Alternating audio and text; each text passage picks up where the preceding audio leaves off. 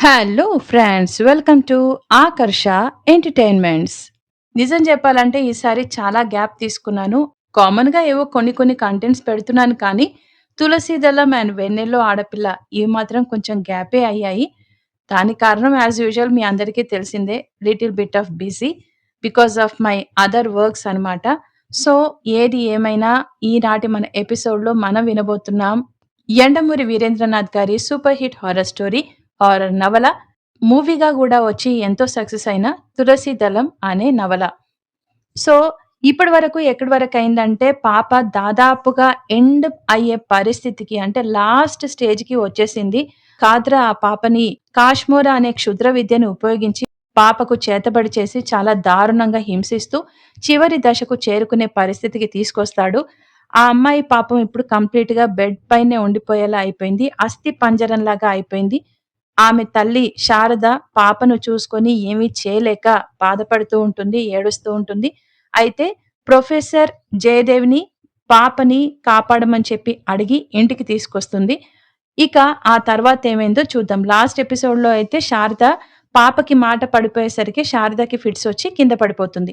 ఈ ఎపిసోడ్స్‌లో మీకేమాత్రం కొంచెం కన్‌ఫ్యూజన్ వచ్చినా, లేదా ఇప్పుడే గనక ఇదే ఫస్ట్ టైమ్ మీరు నా ఛానెల్‌ని ఫాలో అవుతున్న వాళ్ళు గనక అయితే, దయచేసి ప్లే లిస్ట్‌లోకి వెళ్తే మీకు అక్కడ ప్రతి ఒక్క స్టోరీ 'వెన్నెల్లో ఆడపిల్ల', 'ఇది ఈ భైరవుడి కథ' అండ్ 'తులసీదళం', ఆ తర్వాత మిగతా నా ఛానెల్స్‌లో వచ్చే కంటెంట్స్ అన్నీ కూడా దేని దానికి సెపరేట్‌గా ప్లే లిస్ట్‌లో మీకు ఇవ్వడం జరిగింది. సో, వాటిని కనుక మీరు ఫాలో అవుతే కంప్లీట్‌గా మీకు అప్‌డేట్‌గా స్టోరీ అంతా తెలిసిపోతుంది. చాలా మంచి స్టోరీ, మంచి సక్సెస్ అయిన స్టోరీ. అండ్ మీరు కూడా విని ఆదరించి నన్ను సపోర్ట్ చేయాలని కోరుకుంటున్నాను. ఇప్పటికే చాలా లేట్‌గా కంటెంట్స్ పెడుతున్నా కానీ సబ్‌స్క్రైబర్స్ మాత్రం అలా హోల్డ్‌లోనే ఉన్నారు. అండ్ కొంతమంది పెరుగుతున్నారు కూడా. Thank you so much for that. మీరిచ్చే సపోర్ట్‌కి. దయచేసి ఇలాగే నన్ను సపోర్ట్ చేయాలని మనస్ఫూర్తిగా కోరుకుంటున్నాను. అండ్ ఇంకో విషయం ఏమిటంటే మీకు గనక ఓన్‌గా యూట్యూబ్ ఛానెల్ ఉండి, మీరు గనక ఇలా స్టోరీస్ కానీ, లేదా ఏ కంటెంట్స్ అయినా గానీ మీరు రాసేవాళ్ళైతే, మీకు కనుక ప్రొఫెషనల్ వాయిస్ ఆర్టిస్ట్ కావాలి అనుకుంటే, you can definitely contact me. మీరు నాకు అక్కడ కామెంట్ సెక్షన్‌లో మీ నంబర్ ఇచ్చి ఒకసారి మీరు ఫలానా అని చెప్పి మీకే రిక్వైర్మెంట్ ఏంటి అని చెప్తే నేనే మీకు కాల్ చేసి తప్పకుండా మాట్లాడతాను. ఇలా మిగతా వాళ్ళకి చెప్తున్నట్టే మీ పర్సనల్ ఛానెల్స్‌కి కూడా నేను వాయిస్ ఇస్తాననమాట. So, that's it. అండ్ ఈనాటి మన ఎపిసోడ్ ఏమాత్రం ఆలస్యం చేయకుండా వెంటనే స్టార్ట్ చేసేద్దాం. 'తులసీదళం'. అస్థిపంజరంలా పక్క మీద పడి ఉన్న కూతుర్ని చూస్తున్నాడు శ్రీధర్. పాప నోట మాట రావటం లేదు. ఏ ఏ ఏ అంటుంది. అంతే. ఆ పైన మాట రాదు. చెప్పాలన్న తపన తప్ప. ఏడుస్తుంది. కంటి నుంచి నీటి చుక్క చెంప మీదకు రాలుతుంది. అంతే తప్ప మాట రాదు. చుట్టూ ఉన్న వాళ్ళకు కూడా కంటనీరు తిరుగుతుంది. మౌనంగా అక్కడ్నుంచి నిష్క్రమిస్తారు. పాపకి మాట పడిపోయిందని తెలియగానే శారదకి ఫిట్సొచ్చాయి. నిజానికి పాప కన్నా ఆమె పరిస్థితే విషమంగా ఉంది. పాప గొంతులో ఏదో అడ్డుపడినట్టు గురగురలాడుతోంది. మాట రాదు. డాక్టర్ సంగతి మామూలే. వచ్చాడు, రకరకాల పరీక్షలు చేశాడు. ఈసారి రోగానికి కొత్త పేరు పెట్టాడు. రోజుకో పేరు పెడుతూనే ఉన్నాడు. ఇంటెన్సివ్ కేర్‌లో పాపని ఉంచటానికి శారద ఒప్పుకోలేదు. ఈ విషయంలో ఆమె వాదనతో ఏకీభవించాడు శ్రీధర్. రోగం ఏమిటో తెలియనప్పుడు ఏ కేర్ అయితేనేం? అతనికెందుకో సిక్స్త్ సెన్స్ చెప్తోంది. పాప మరణం తథ్యమని. జరుగుతుందంతా ప్రేక్షకుల్లా చూస్తున్నాడతను. మనసులో ఏమూలో ఒక మారుమూల ఒక చీకటి కోనపు గదిలో అతను అస్పష్టంగా దేవుణ్ణి ప్రార్థిస్తున్నాడు. భగవంతుడా! అభం శుభం తెలియని పాపని ఇక బాధ పెట్టకు. తొందరగా నీలో ఐక్యం చేసుకో. ఏ తండ్రి కోరని ప్రార్థన అది. ఏ తండ్రికి రాకూడని స్థితి అది. కాని జరుగుతున్నదంతా చూస్తుంటే అదే మంచిదేమో అనిపిస్తుంది. ఓ పసిపాప బాధతో మెలికలు తిరిగిపోవటం, రెక్కలు విరిగిన పక్షిలా గిలగిలా కొట్టుకోవడం, నోరున్నప్పుడు అమ్మ అని ఆక్రందన అన్నా చేసేది. ఇప్పుడు అదీ లేదు. కంటి నీటి చుక్కే మనసు బాధను బహిర్గతం చేసేది. డాక్టర్ పరీక్ష చేసి వెళ్ళాడు. ఇంకో 4 మందులు, 2 ఇంజెక్షన్లు, ఐవీ ఫ్లూయిడ్స్ ఇంట్రావీనస్. గోడ గడియారం 12 కొట్టింది. మధ్యాహ్నమైంది. ఎక్కడో కాకి దాహంతో అరుస్తోంది. గంటలు లెక్కపెట్టిన పైడి తల్లి అనుకున్నాడు. ఇంకా 36 గంటలు. అంతే. ఇంకో 12 గంటల్లో 21 రోజు ప్రవేశిస్తుంది. పాప కోమాలోకి వెళ్ళిపోతుంది. ఆ తరువాత ఒకరోజు 24 గంటలు. అక్కడ 21 రోజు రాత్రి 12కి కాష్మోరా నిద్ర లేవగానే హోమంలో పాపబొమ్మ తాలూకు భాగాలు పడగానే చండి, ప్రచండి, చండ్రోగ, చండ్రనాయిక, ఉగ్రచండి మొదలైన అష్టశక్తులు సంతృప్తి చెందగానే అక్కడ పాప ఆఖరి శ్వాస వదులుతుంది. హోమం సంగతి అనుకోగానే అతనికి పాప వెంట్రుకలు శ్మశానంలో ఆ రోజు రాత్రి కాల్చాలన్న సంగతి గుర్తుకొచ్చింది. కాశ్మోరాలో 20వ రోజు రాత్రి రోగి వెంట్రుకల్ని కాల్చాలి. అతను లేచి పాప ఉన్న గదిలోకి వెళ్ళాడు. పాప పక్కనే కుర్చీలో శ్రీధర్ కూర్చొనున్నాడు. జుట్టు తైల సంస్కారం లేక రేగి ఉంది. నిద్ర లేక కళ్ళు ఎర్రగా ఉన్నాయి. నేనుంటాను, మీరు వెళ్ళండి అన్నాడు పైడితల్లి. పర్లేదు, మీరసలు విశ్రాంతి తీసుకోవడం లేదు, కొంచెంసేపు తీసుకోండి. శ్రీధర్ ఏదో అనబోతూ ఉంటే కింద ఎవరో వచ్చిన అలికిడి వినిపించింది. బాల్కనీలోంచి చూస్తే అబ్రకదబ్ర అతన్ని తీసుకురావడానికి కిందికి వెళ్ళాడతను. పాప పైడితల్లినే చూస్తుంది. అతను పాపను చూసి వికృతంగా నవ్వాడు. 2 అడుగులు ముందుకు వేశాడు. పాప భయంతో కుంచించుకుపోయింది. ఎటూ వెళ్లలేని కుందేలు దగ్గరికి తాపీగా వెళ్లే పులిలా పక్క దగ్గరికి చేరాడు. చిన్న జుట్టుపాయని వేళ్లతో లాగి పట్టుకున్నాడు. అరచేతి చుట్టూ మెలితిప్పి బలంగా లాగాడు. భూమిలో చెట్టు వేళ్లతో పైకి వచ్చినట్టు వెంట్రుకలు ఊడుతున్నాయి. ఆ బాధకి కెవ్వున అరవవలసిందే, కాని అశక్తతతో బాధగా మూలిగింది. జుట్టుపాయ అతడి చేతిలోకొచ్చింది. 7 వెంట్రుకలున్నాయా లేదా అని లెక్క పెట్టి చూసుకొని సంతృప్తి చెంది లోపల పెట్టేసుకున్నాడు. కంటి నిండా నీటితో పాప అతన్ని చూసింది. ఆమె మాట్లాడలేదని, జరిగింది ఎవరికీ చెప్పలేదని అతడికి తెలుసు. అతడి మొహం మీద క్రూరమైన నవ్వు. బయట వాళ్ళు లోపలికి వస్తున్నట్టు అలికిడి వినిపించగానే మాయమైంది. వాళ్ళు వస్తుంటే నమ్రతతో పక్కకి తొలగి నిలబడ్డాడు. అరక్షణం తర్వాత బయటపడ్డాడు. ఎలా ఉంది? అబ్బరకదబ్ర అడిగాడు. మామూలే, మరింత వీక్ అయింది, శ్రీధర్ చెప్పాడు. పార్థసారథేమంటాడు? The hell with him. నాకందరి మీద నమ్మకం పోయింది. అలసట, విసుగు, ఓటమి అన్నీ కలగలిసిన స్వరంతో అన్నాడు. 2 కప్పులతో రామయ్య కాఫీ తీసుకొచ్చాడు. అబ్రకదబ్ర అతన్ని చూసి పలకరింపుగా నవ్వాడు. నాకొద్దు అన్నాడు శ్రీధర్. అబ్రకదబ్రకి ఒక కప్పు ఇచ్చి ఇంకొకటి లోపలికి తీసుకెళ్లిపోయాడు. ఆయుర్వేదం వాడితే? కాఫీ కప్పు కింద పెడుతూ అబ్రకదబ్ర అన్నాడు. శ్రీధర్ మాట్లాడలేదు. అబ్రకదబ్ర లేచి పాప దగ్గరికి వెళ్ళాడు. నుదుటి మీద చేయి వేసి చూశాడు. నార్మల్. అంతా నార్మల్గానే ఉంటుంది. రోగం మాత్రం తగ్గదు. ఎలా ఉంది పాప? పాప అతడి వైపు చూసింది. అని మాత్రమే అంటుంది. శ్రీధర్కి ఉప్పెనలా దుఃఖం ముంచుకొచ్చింది. నోటికి చెయ్యి అడ్డు పెట్టుకుని బయటికి వెళ్ళిపోయాడు. 2 నిమిషాల తర్వాత అబ్రకదబ్ర బయటకొచ్చేసరికి అతడు పిట్టగోడని పట్టుకుని నిలబడి ఉన్నాడు. ఆ కొద్దిసేపట్లో అతడు సర్దుకున్నాడు. అబ్రకదబ్ర అతడి భుజం మీద స్నేహపూర్వకంగా చేయి వేసి, నీకు చెప్పేటంత పెద్దవాణ్ణి కానుగాని ఒకటి మాత్రం చెప్పగలను. కష్టం వచ్చినప్పుడే మనం ధైర్యంగా ఉండాలి. అతడు తలూపి ఇట్స్ ఆల్ రైట్ అన్నాడు. ఇద్దరూ అక్కడే కొంచెంసేపు నిలబడి ఆ విషయం గురించి మాట్లాడుకున్నారు. ఇంకో డాక్టర్కి చూపిద్దామా? శ్రీధర్ తల అడ్డంగా ఒప్పుతూ నో అన్నాడు. పార్థసారథి మీద నాకు బాగా నమ్మకం ఉంది.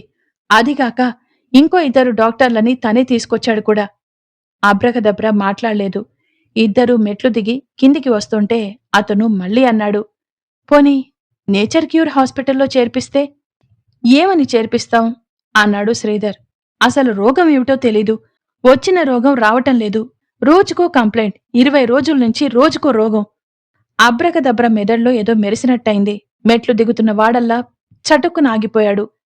20 రోజుల నుంచి రోజుకో రోగం. అతడికి ఎప్పటివో ఫకీరుల మాటలు జ్ఞాపకం వచ్చాయి. చేతబడి కన్నా పెద్ద విద్య ఏమిటి? కా కాశ్మోరా? అతడి ముఖం ఏదో రహస్యాన్ని కనుగొన్నట్టు వెలుగుతో నిండిపోయింది. యురేఖా అని అరిచాడు. శ్రీధర్ అతడివైపు చిత్రంగా చూశాడు. పెట్టిన బాధ పెట్టకుండా మనిషిని 21 రోజుల పాటు పీడించి చంపే విద్య కాశ్మోరా. అతడి కళ్ళు మిలమిల మెరుస్తున్నాయి. అయితే శ్రీధర్ మొహంలో ఏ భావమూ లేదు. ఈ మంత్రతంత్రాల గురించి విని విని అతడు అలసిపోయాడు. నాకో ఫకీర్ చెప్పాడు, ఈ కాశ్మోరాన్ని ప్రయోగించేవాళ్లు దాదాపు ఇప్పుడెవరూ లేరట. కాని ఇది నిశ్చయంగా కాశ్మోరయే. శ్రీధర్ మొహం చెట్లించి ఏమిటి నువ్వనేది అన్నాడు. మన పాప మీద ఎవరో కాశ్మోరాన్ని ప్రయోగించారు. ఎందుకు? అబ్రకదబ్ర దీనికి వెంటనే సమాధానం చెప్పలేకపోయాడు. కాని లోపల్నుంచి ఉద్వేగం తన్నుకొస్తోంది. తను ఇంత కష్టపడి కొనుక్కున్న దాన్ని అంత తేలిగ్గా శ్రీధర్ తీసేయడం అతడికి నచ్చలేదు. తనతో పాటు అతను ఎగిరి గంతేస్తాడని అనుకున్నాడు. వెంటనే భూత వైద్యుణ్ణి సంప్రదిస్తాడనుకున్నాడు. శ్రీధర్ మాత్రం తాపీగా, "ఆ ఫకీరు నీకింకా ఏం చెప్పాడు బ్రాహ్మిన్?"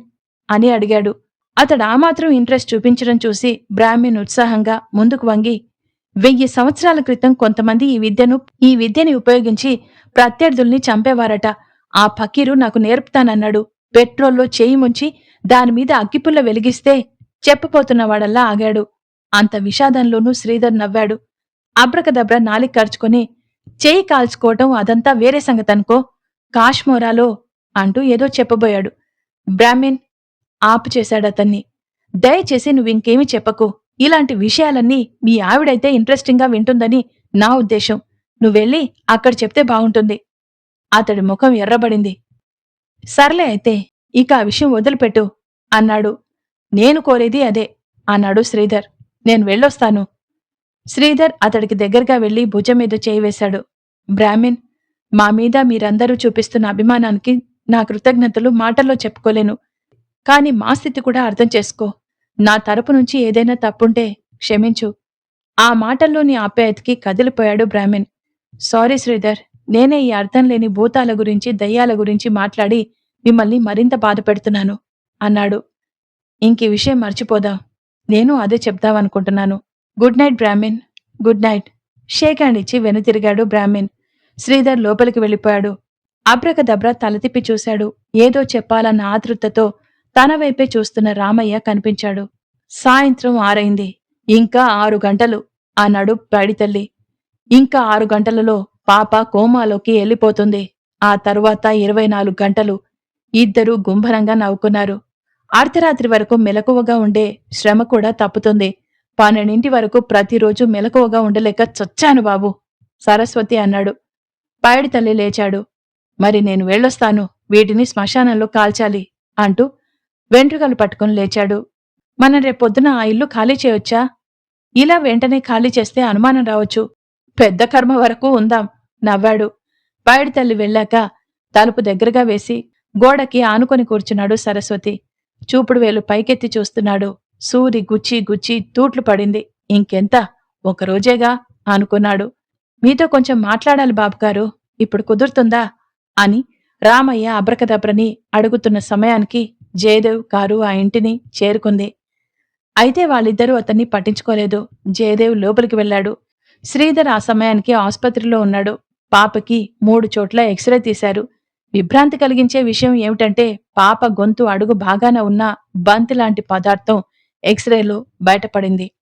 ఈ ఫారెన్ బాడీ అంటే బంతిలాంటి పదార్థం వల్లే మాట పడిపోయిందా?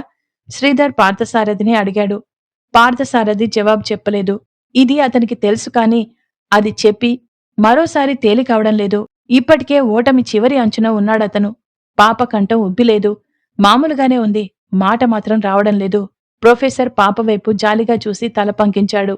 శారద నిర్వికారంగా ఇద్దరినీ చూస్తోంది. తాంత్రిక విద్యలకి సైన్స్ కి మధ్య ఉన్నది హిప్నాసిస్ అనుకుంటే హిప్నాటిస్టులు కూడా మంత్రతంత్రాలని చేతబడుల్ని నమ్మరు. ఒక విధంగా హిప్నాటిజం కూడా సైన్సే. దురదృష్టవశాత్తు శ్రీధర్కి ఈ సైన్స్ మీద కూడా నమ్మకం లేదు. కాని శారద దీన్ని స్వయంగా తన కళ్లతో చూసింది. ఈ ప్రపంచంలో పాపని రక్షించగలిగేవాడెవడైనా ఉంటే అది ఒక్క ప్రొఫెసరేనని ఆమె నమ్మింది. అయితే కొన్ని వేల సంవత్సరాల చరిత్ర ఉన్న క్షుద్ర తాంత్రిక విద్యల ధాటిని ఇప్పుడిప్పుడే ప్రాచుర్యం పొందుతున్న ఈ సైన్స్ ఎలా ఎదుర్కొనగలదు అనేది వేచి చూడాల్సిందే. పాప మాట ఎలా పడిపోయింది అన్న కారణం ఆలోచించటం లేదు ప్రొఫెసర్. పాప నోట మాట పలికించటం ఎలాగా అని ఆలోచిస్తున్నాడు. శారద అతన్ని చూస్తోంది. జయదేవ్ ముందుకు వంగి, "నీ పేరేంటి పాపా?" అన్నాడు. "ఏ ఏ వి వి వి వి" బలవంతా గొంతులోకి తెచ్చుకున్నా పాప నోట మాట రాలేదు. అతడు గొంతుని వేళ్లతో సుతారంగా నిమిరాడు. ఎంత సున్నితంగా ముట్టుకున్నా పాప గిజగిజలాడిపోతుంది. ఆ బాధను తను చూడలేనట్టు శారద అతన్ని వారించింది. అది అర్థం చేసుకున్నవాడిలా అతడు మరేమీ ప్రయత్నించలేదు. పాప కనురెప్పల మీద చేయి వేసి, "నువ్వు నిద్రపోతున్నావు. నువ్వు నిద్రలోకి జారుకున్నావు. నువ్వు హాయిగా నిద్రపోతున్నావు. స్లీప్ స్లీప్" అంటున్నాడు. రిథమాటిక్ గా వినిపిస్తున్న అతడి కంఠం ఒక విధమైన తీగ మీద వేలితో మీడుతున్నట్టు ఆ గది గోడల మధ్య ప్రతిధ్వనిస్తుంది. వింటున్న శారదకే మైకం వచ్చినట్టుంది. 10 సెకండ్లలో పాప ట్రాన్స్‌లోకి జారుకుంది. మొదటిసారి హిప్నాటిస్ట్‌కి లోబర్చుకోవటమే కష్టం. తరువాత చేయబడే వారి మెదడు చేస్తున్న వారి మాటలకి సస్పెక్టబిలిటీని పొందుతుంది. తొందరగా లోబడిపోతుంది. పాప మత్తులోకి జారుకున్నాక జయదేవ్ శారద వైపు తిరిగాడు. ఎంతసేపైంది మాట పడిపోయి అని అడిగాడు. పొద్దున లేచినప్పటినుంచి. జయదేవ్ సాలోచనగా పాప వైపు చూశాడు. పాప మెదడు తన మాటల కోసం, తన ఆజ్ఞల కోసం ఎదురుచూస్తూ ఉందని తెలుసు. తనకు తెలిసిన ఒకే విద్యని పాప మీద ప్రయోగించాలనుకున్నాడు. అది రిగ్రెషన్. హిప్నాటిజంలో రిగ్రెషన్ అనేది ఒక అంశం. రిగ్రెషన్ ద్వారా మనిషిని తన గత జీవితంలోకి ప్రవేశింపజేయవచ్చు. వెనక్కి, ఇంకా వెనక్కి.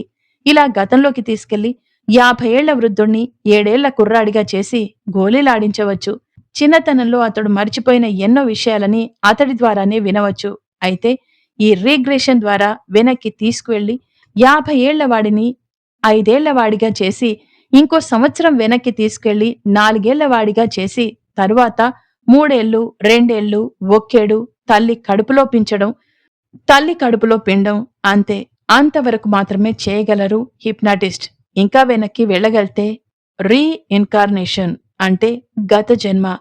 మళ్ళీ ఇది తాంత్రిక విద్య, సైన్స్కి అందనిది. దీన్ని హిప్నాటిస్ట్ సాధించలేకపోతున్నాడు. మనిషిని తల్లి కడుపులోనికి తీసుకెళ్లగలిగినవాడు అంతకన్నా వెనక్కి ప్రస్తుతం 1980లో వెళ్లలేకపోతున్నాడు. ఏమో 2080వ సంవత్సరంలో వెళ్లగలడేమో. ఈ రీగ్రెషన్ ద్వారానే జయదేవ్ పాపతో మాట్లాడించడానికి పూనుకున్నాడు. అతడు పాప మీదుగా వంగి చెవిలో నెమ్మదిగా మాట్లాడసాగాడు. That's all for today. Jayadev పాప చెవిలో ఏం మాట్లాడతాడు? జయదేవ్ పాపని కాపాడగలడా? అసలు పాపకి ఏమైందో తెలుసుకోగలడా? శ్రీధర్ ఈ విషయాలన్నీ అంటే క్షుద్రశక్తుల్ని నమ్మే పరిస్థితికి చేరుకుంటాడా? వీటన్నింటి గురించి తెలుసుకోవాలంటే ఖచ్చితంగా నెక్స్ట్ ఎపిసోడ్ వినాల్సిందే. ఈ ఎపిసోడ్ కనుక మీకు నచ్చినట్లయితే లైక్ చేయండి, షేర్ చేయండి అండ్ మీ వాల్యుబుల్ కామెంట్స్ ని యూట్యూబ్ కామెంట్ బాక్స్ ద్వారా తప్పకుండా నాకు తెలియజేయండి. And please do subscribe Akarsha entertainments. తప్పకుండా త్వరలోనే మరో ఎపిసోడ్ ద్వారా మీ ముందుంటుంది మీ సరిత. అంతవరకు take care and have a nice day.